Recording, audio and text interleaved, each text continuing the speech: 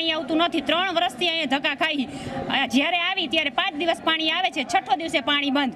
અમે અમારો હક માગવા છીએ, અમારે પાણી જોઈએ છે, બીજી કોઈ અમારો માંગણી નથી। અમને પાણી દો, તમે ગમે ત્યાંથી પાણી દો, પણ અમને પાણી દો, અમારી એ જ માંગ છે।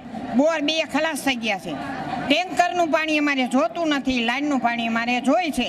ટેન્કરમાં જેન્સ હોય તો કોણીએ ચેક કરે કેટલું પાણી ભર્યું છે, અધૂરું છે કે આખો છે કે પૂરો છે, બરાબર? તમે એમ કહો કે અમે 2 ટેન્કર મોકલા તો ટેન્કરનું પાણી નથી જોતું, અમારે લાઈનમાં પાણી જોઈ। આટલી જ અમારી માંગ છે પાણીની। પાણી વગર ક્યું કામ થાય, તમે એકવાર બતાવો અમને। તો આજે અમને પાણી જોઈ, બાકી તમે આ કયો તે કયો, કાલે આવશે, એકાત્રાય પાણીનો જો અમારે રોજે રોજ પાણી જોઈ।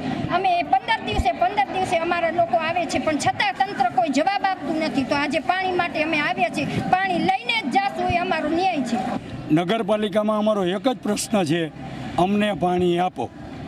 સાહેબે 2-4 વાત કીધી અમને, સોની સાહેબે અધિકારીએ અમને આશ્વાસન આપ્યું, પણ એ આશ્વાસન તો અમે 3 વર્ષથી સાંભળતા આવી છીએ।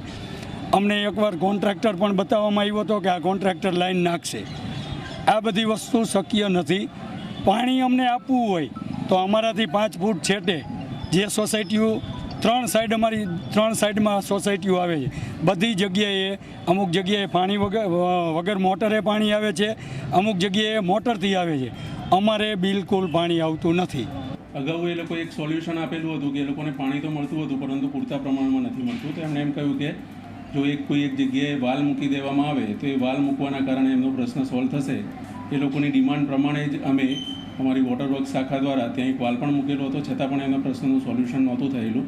અને એને પરમનન્ટ સોલ્યુશન એ જ છે કે જે ડીઆઈનું નેટવર્કનું પાઇપલાઇન નખાઈ જાય તો એમનું પરમનન્ટ સોલ્યુશન થશે। ટેમ્પરરી સોલ્યુશન તરીકે અમે બાકીના 4 જગ્યાએ વાલ મૂકી અને આ સોસાયટીને પાણી મળે તે વ્યવસ્થા કરાવીશું।